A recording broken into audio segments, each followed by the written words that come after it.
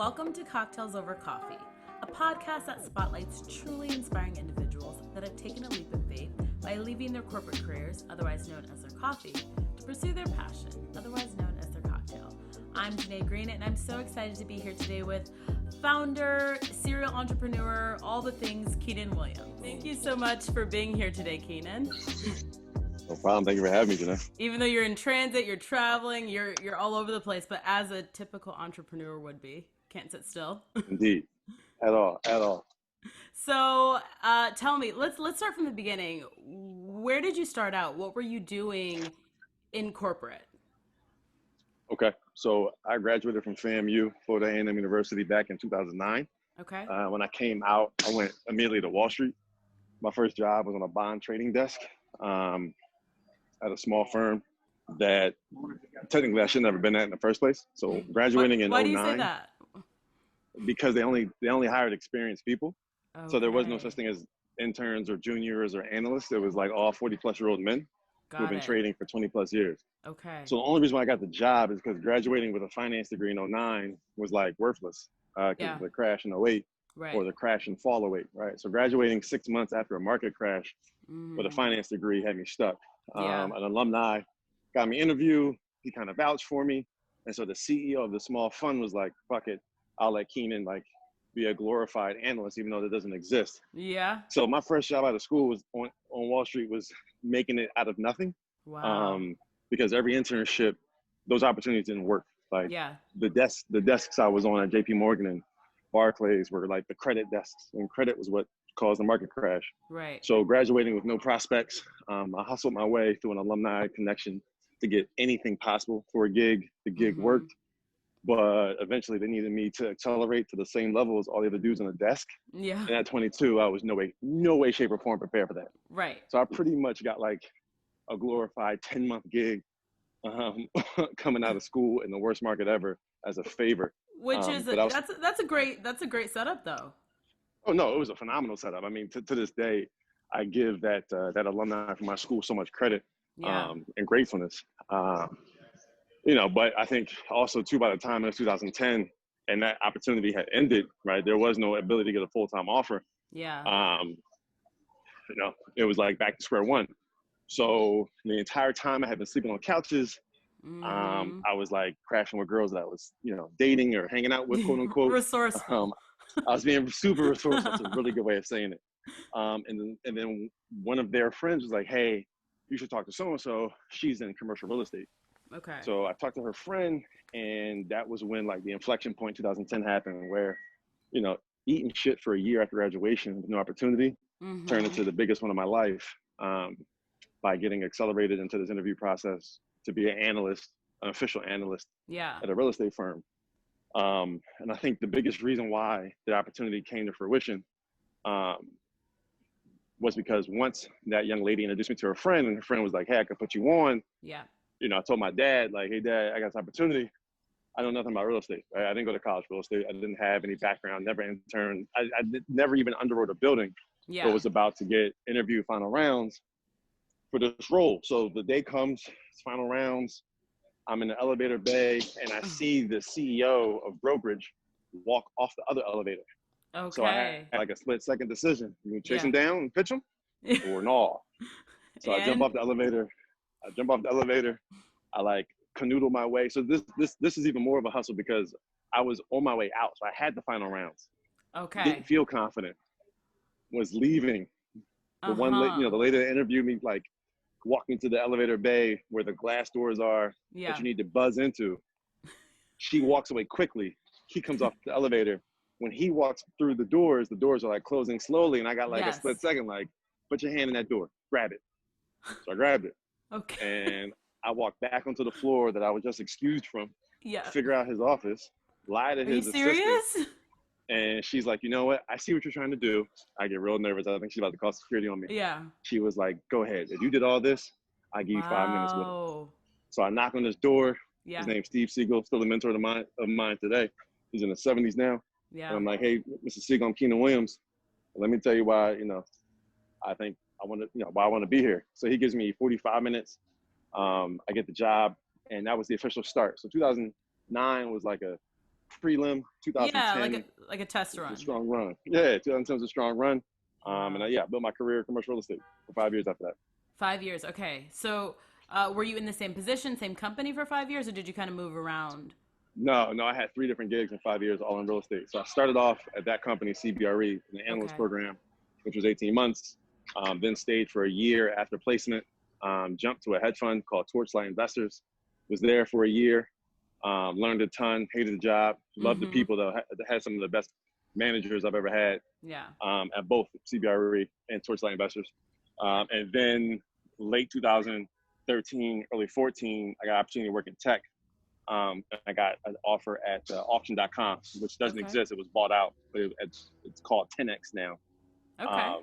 But everything changed when I went to auction.com. That's when I saw, like, you know, a startup company at scale. That's when I saw what happens after $50 million of Series B or Series C funding gets invested by Google Capital. Yeah. And that's when I also saw, like, how much shit was falsetto and how much was capped, because we were telling the market one thing, but internal operations were entirely another. Right. And that's when I got the inspiration to start my first company, and I worked at auction.com. So did you were you miserable in this gig where you were like, I want to leave, or were you just really inspired and you decided to go and try to do something on your own? I would say neither. I think the impediment for me was being at a company, seeing the gaps and the breaks, trying to fix them, and having to negotiate against myself internally with decision makers. So it was less frustration. It was more like an aha moment, like, oh shit, the problem's obvious. Everyone knows it. The solutions are too, but no one wants to do them. Right. And if I'm ballsy enough to speak up to try to do them, I'm being told by, you know, the number 2, number 3, number 4 guy, well, this is your one shot. And it's like, this isn't going to work. Right. Like, this isn't going to be a multi-billion-dollar business. Yeah. And I just knew I could solve the problem better, different. So I left, started my first company. It failed inside of 8 months. And I started my second company, REZI. Okay. So how did you prepare to leave? What was that like? It was incorrect. I would never tell somebody to do. Or did you prepare? No, I mean, I think what I prepared for was what I wanted to do next, not the best way to leave. Right. Okay. The best way to leave is what I tell people now, which is work till you get fired. Right? It's don't leave. It's like stay, collect that good check. Right. Do a really shitty job. They're going to eventually fire you because you're. Is that your advice? 100%. Absolutely. If you know you want to leave, don't just leave. Let them cut you. Because if they cut you, you get to collect unemployment. Okay. And unless you're super well capitalized at the start of any venture, that income, early days, is all you're living off of, right? And so the structure that it takes to even get some support, to find co-founders and find early engineers to help build your MVP or your first product, that's either 2 ways. If you have enough money to survive and you give those early people equity, or you have enough money to survive plus pay them something and give them a little equity. Either way, you're going to have to either have time or capital or both. And so when I left, I jumped on my own. Like, I gave 2 weeks notice and I left. I had no severance. I had no payout. You know, there was no bonus to collect and there was no unemployment. Right. It was just like me and my 401k and just being really super just. Did you gutsy. save?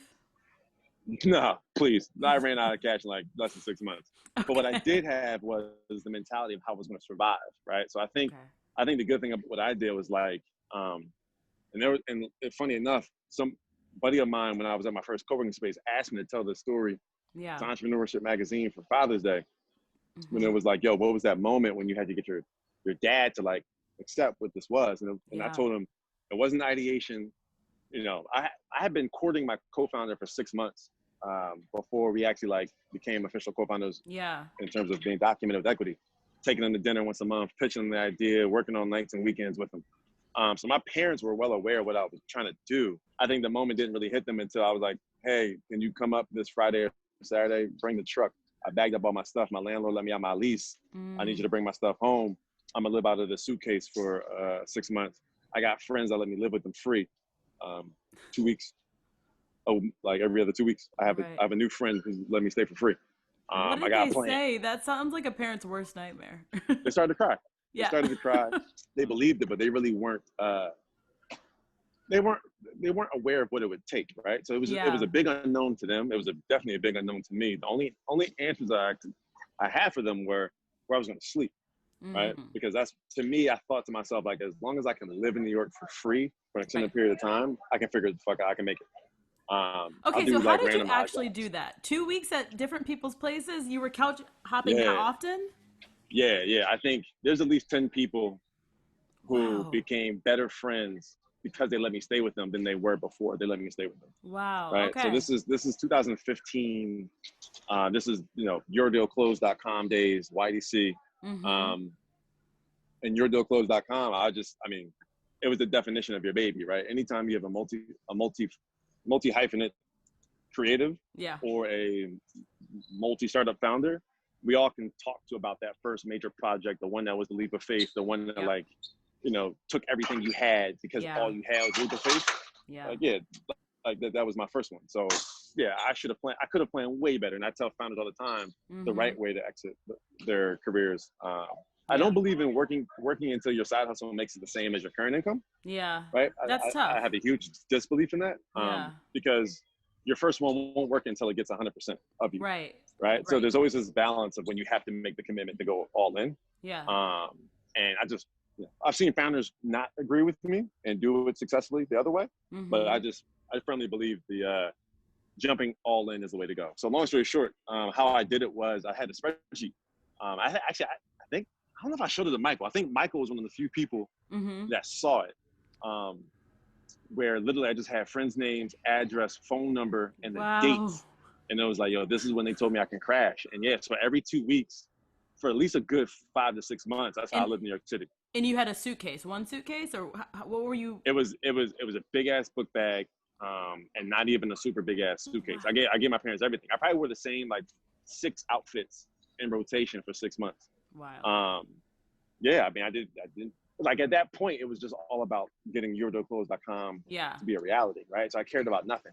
And most importantly, this is 2015, right? So this is when startup culture is the shit. Yeah. But I'm in a business model of trying to launch a commercial real estate startup. So all my clients still wear suits. So the easy thing for me was I didn't have to keep a lot of stuff because I just kept rotating my suits. So I was the weird dude who would show up to the co-working space and be there for 14 hours in a shirt and tie. Right. And everyone else is like, what the fuck are you doing? And then I also some nights sleep there. And so they're looking at me like, you wore those clothes yesterday. Wow. Are you allowed to sleep at co-working spaces? Absolutely not. But one of the founders was a good friend of mine. He let me crash for a little while. I can't give you the name of that co-working space. I wasn't going to ask. Incriminate him. But there was a conference room in the co-working space that was windowless. And so he was like, at one point in time, I stayed there for a solid 12 days. And other people saw in the locker room area, they're like, yo, whose bags are these on the top of the lockers? Why didn't this person have a locker? And I was like, because I can't afford one. But I mean, I was just crafty. I made it work. I mean, and I made sure I was sensitive to never overstay my welcome. Yeah. So even though I was staying with people for 2 weeks, my trade-off was look, I don't have any money, but I can keep your house super fucking clean. Right. And everyone was like, sure. Of course. Yeah. So a built-in house cleaner for 2 weeks. Yeah. I mean, but also there were trials and tribulations, right? There were some young ladies that let me stay with them, and I did shit oops, I lost your house keys, and you don't have another set, and we gotta wait till the super comes home, or So you did kind of overstay some of your welcomes. For sure. That was not a perfect process. I still would have done it again. I wouldn't have changed anything in terms of making that level of commitment, but the sensitivity. I didn't have it, right? To me, it was all energy. So it was just just do or die, build yourdealclose.com, whatever it takes. And all these connections, were these just people that you met through? How did you meet all these people? That's a lot of people to be staying with. They were not all established connections. Some of those were fresh newbies. Wow. You are bold. Yeah. Shout out to You're bold, my friend. Super bold, right? If you can't ask them to live with them, you can't close a client from scratch. I firmly believe it. Factual.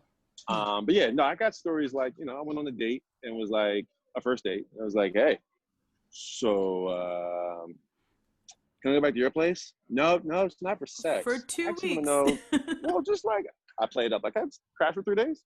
And one lady, swear to God, one young lady was actually hella cool. She's still a good friend of mine today. Her name's Ashley, and I won't say the last name again. Okay, fair. No incrimination.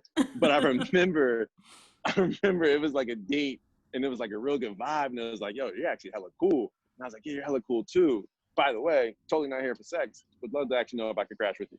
She had just moved to the city, right? She had no furniture. It was like a mattress on the floor, right? Oh my god. So I'm staying with her, and I'll never forget her mom called her and was like, who is this boy that keeps being over there? And she was like, yeah, he's not just constantly coming over. I actually let him stay here for a while. Yeah, he's crashing. And yeah, he's crashing. And so like, I remember like the mom flipped out and was like, I can't believe this. And I was like, I think my welcome's over. Yeah. Can I get 3 more days? She was like, yeah, sure. Oh, and then we ended up like volunteering together for organizations. So yeah, no, I think that first year, like all of 2015 was just, it was just real. It was like, look, like, you just want to do whatever it takes. Yeah, that's what you gotta do. Yeah, but we also financed the business on pitch competitions, right? So like those early days, I would have friends like book me tickets off their credit card points. So I go to San Francisco and pitch. I have homies like buy me a bus ticket, so I go to DC and pitch. So like the community support, the homies, the friends, the circle. That was essential. Definitely broadened. But yeah, it was everything. I wouldn't have, I guess, long-winded way of saying an answer to your question, I wouldn't have made it without them. Yeah. So tell me about your first business. What exactly was it? Yeah, it was super simple, right? I think it was like, hey, if I want to buy a $2 million building in Brooklyn, right, a townhouse with 6 units, the bank takes the same amount of time to give me a mortgage or a loan on that as if the building was 20 million and 100 units, right? Why is that? Because banks had no process that was differentiated for loan size. It was just the same template process across the board. So small owners are getting, sorry, can I curse in this show? Yes. You've already dropped a couple. I was like, let you keep going. My bad, Janae. But small owners were constantly getting fucked, because to wait as long as it took for banks to do loans, and as everyone knows in real estate, time kills deals. Small owners were getting squeezed, right? They couldn't close fast enough because they didn't have enough cash.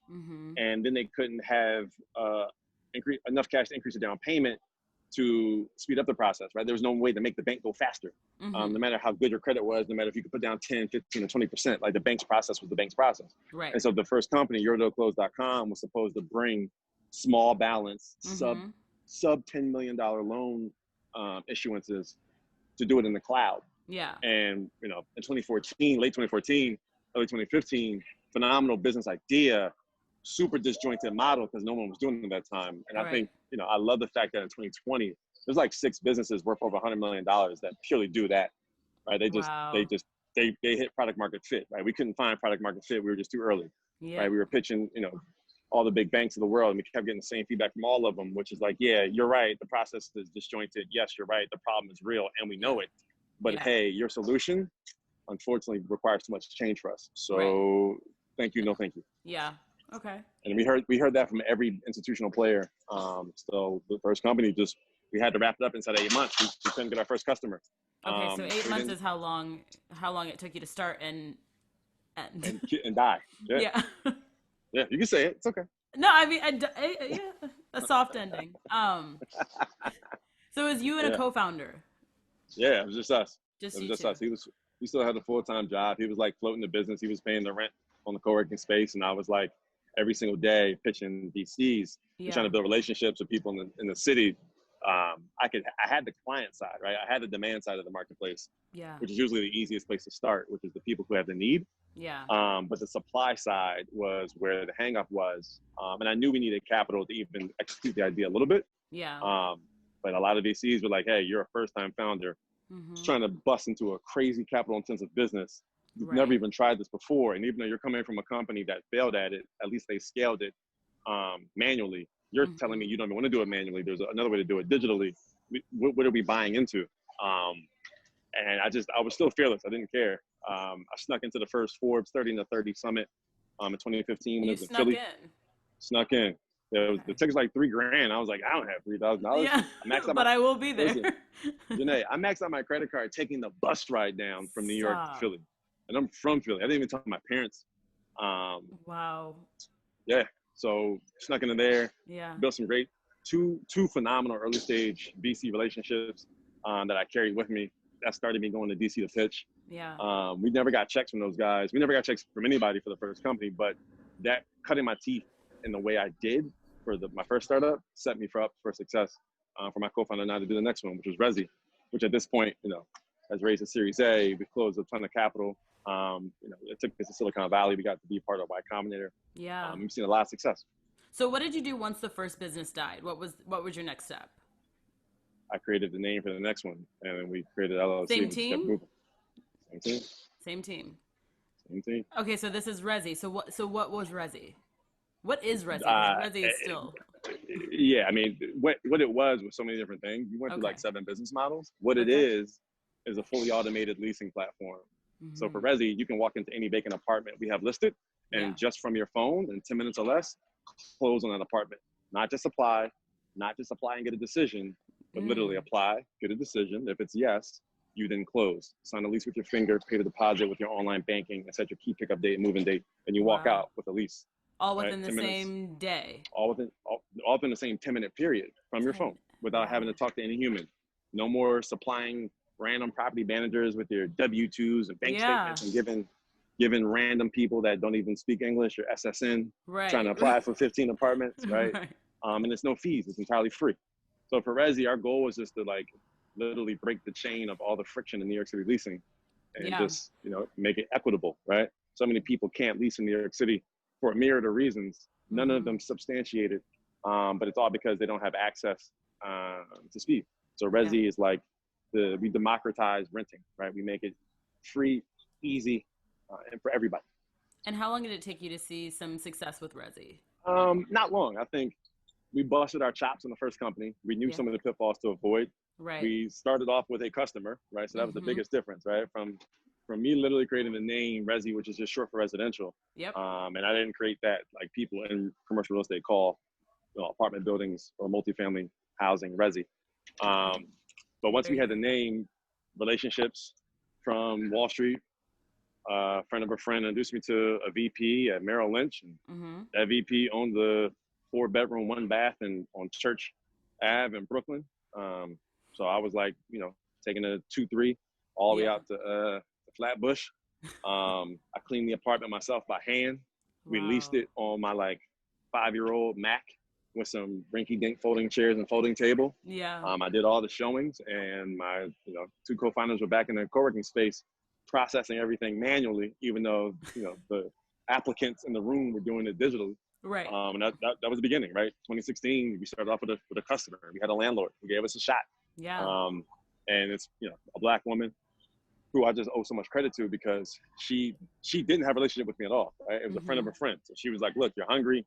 She would let me come up to to Merrill Lynch's office, take a step back. Right? Remember, I only had clothes that were mostly suits. So the fact that I was still able to go into banks and be suitable, right, and look the part and play the part and speak the part and was articulate, like it helped. It closed. So I never really felt like I had to, quote unquote, look like a founder, right, or like copy Mark Zuckerberg. If you talk to anybody who knows me from back in the day, like I ran a startup in a suit. I never wore hoodies. Like I wasn't trying to be cool. I wasn't trying to do like what the TV and YouTube and Gary Vee looks like. I wasn't wearing sneakers to pitches and pajamas and shit. Like I overdid it sometimes. But long story short, keeping that authenticity was what got us our first client, and then like that built the engine, right? Then we got accepted in the Y-Combinator. Then we moved to Silicon Valley. Then we're 6 dudes living in a 3-bedroom house, almost getting kicked out because the electricity bill's going crazy. And the Airbnb host is like, "Why is there so much garbage in my driveway? How many people are living in there?" Right. Right. This was in New York or in Silicon Valley? This is Silicon Valley. This is Mountain View. This is 4 blocks from Google's headquarters. Yeah. And how long did you stay out there? Longer than the accelerator lasted. The team went back to New York, but we had property out there, right? And I shout out to the homies that worked in tech in San Francisco, because a lot of them on their lunch breaks would like show apartments for me, right? Like some of them, I won't even say the company's name, but some of them worked at companies where they were like, "Yo, Keenan, if you need to, come eat lunch and dinner at our at Google cafeteria." I won't say a name. It might be Google, might be a company that Google bought. Maybe LinkedIn, who knows?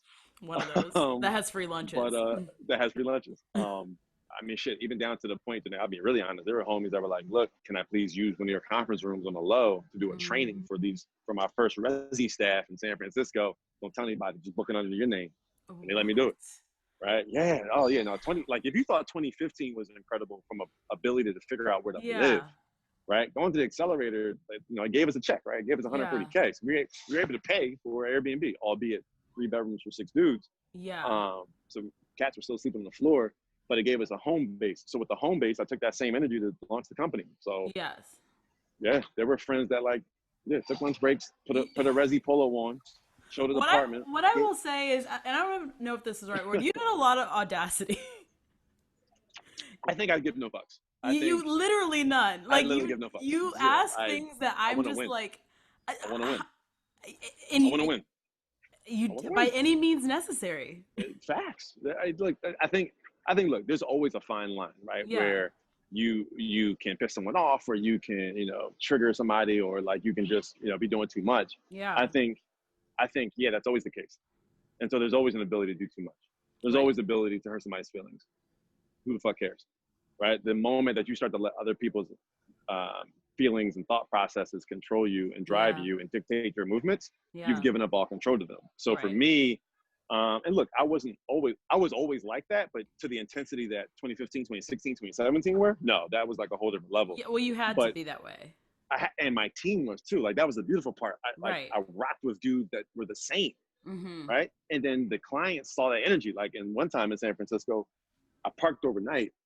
Car got broken into, because that's the #1 city in the world for car break-ins. Wow, okay. With busted glass in my back seat, I still pull up to a development site where this landlord's building a 15-unit building in San Fran and Nob Hill, and he jumps in. I take him to his next project, and I'm like, yeah, ignore the glass because car got broken into, but I came here because I want to miss the meeting, right? So he was like, yeah, I actually really respect that. I'm gonna show you a third property today just because of that. And we closed them, right? Wow. That's like broken glass in the back seat, blood from whoever the homeless person was that like tried to break the car and like make it work. You did what you had to do. Always. But look, I think again, balance is important, right? Because when things got stable, there was an inflection point where I was like, cool, stable. I don't have to do that anymore. Then I started to get scared of opening my mouth, right? Then I started to get scared a bit for speaking up. Like, most people get imposter syndrome at the beginning. I remember that shit kicked in for me in the middle. Yeah. Okay. Where it was like, right? Because when you have so much success, putting shit on your shoulders, the moment you don't have to do that anymore, and like the hustle isn't the way to win. You could be methodical, you could be tactical, you can have just a really well drawn out plan. To never have done that scares you. Yeah. Right? Because you can't staying up 18 hours doesn't win that race. Right? Right. Being able to take 15 meetings in one day doesn't win that race. It's actually the opposite, being super efficient, being super, direct. And so, yeah, I think the learning curve hits everybody just different ways. So for everyone who's listening, yes, it's important to have balance, but just as much as it's important to have balance, it's even more important to know when you have to say fuck balance and you lean all the way to one side. Right. Right. Yeah. And so what came next? What are you doing now? What's the final business? There were 3 businesses, right? Yeah, I mean, I think 3 and counting, maybe, right? Well, listen, I'm always gonna be a founder for life, a founder and investor. But writing angel checks, so $5K or less checks to super early stage startups came really next when just being in the space gave enough opportunity where you just have enough friends in the business where you talk to people where 5K is a game changer for them, right? 5K gets them their first set of Amazon rep credits. 5K gets them that one singular hot desk at WeWork for the rental. That 5K gets them, an ability to just get that Fiverr person paid and an Upwork engineer from, Belarus paid and get their MVP off the ground. So that really was next when I was able to just compartmentalize income and we were able to pay ourselves enough as founders to do that. And then, started Stratum, which is really an official version of an unofficial business. I think since 16, 17, I had always been helping my friends in the startup circle as like a quasi consultant. It really, at the top of the year, it's like officiating the business, right? Coronavirus hit, things get tight, you have to be creative. And the need still existed, whereby my friends, even more so, who were starting up companies, really needed like formal support. So it was like, it went from one-off phone calls, one-off meetings, to like, okay, I'm just going to formalize a business model around what I've been doing for 3 years, which is giving, very clear, concise consulting level advice to super early stage founders or first time founders. And that's what Stratum growth is. So essentially you're helping future founders. Yeah. The focus has always historically been on just early stage companies or first time founders. People just have that 0 to 1 need. And I've done that, at this point 3 times to varying levels of success. And I think what's important is not only being able to speak to what works, but tell them what doesn't. Yeah. And just the creative ways to approach problems. So it's always a series of problem solving.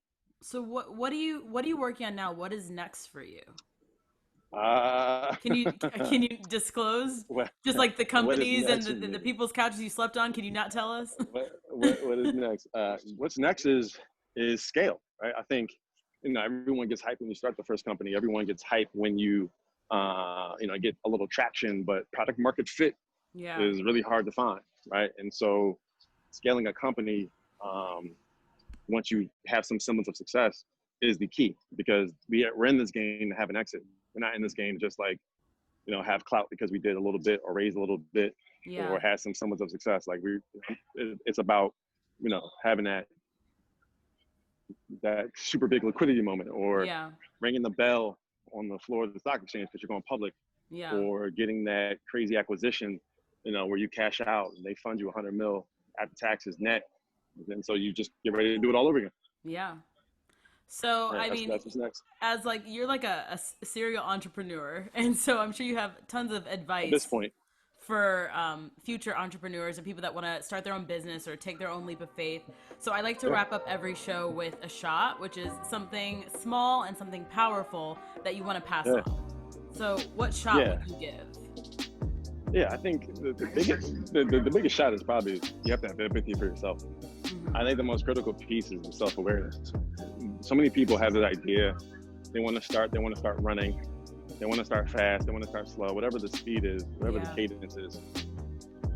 The biggest impediment to success early on is a lack of self-awareness. Yeah. So the moment you try to start playing a game you're not built for, or you're trying to win in a way that you don't have any background in, or you're trying to do something without the right kind of support because you're just bullishly, I'm gonna do it on my own, I got this. Mm-hmm. You're gonna fail. You have to know where your gaps are.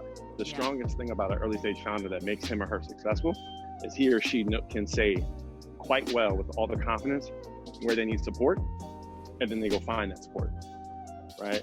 The name of the game is you not being your best. You are technically, as the founder, only your best if you can go out and get the best. Team recruitment's A1. I'll write a check to somebody with an idea, no MVP, but a stellar fucking team with a lot of experience. So I bet on the jockey, not the horse. Mm-hmm. That's what all VCs do, all investors do.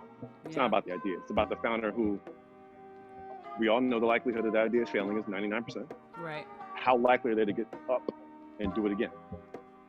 That is some solid advice. You've definitely given me a different way to think about everyone's leap of faith journey. Self-awareness is the key. Everything. Yeah. Well, thank you so much for your time. Thank you for being here, especially while you're traveling. I hope you have a safe flight. Stay safe and healthy. I appreciate it. Yeah.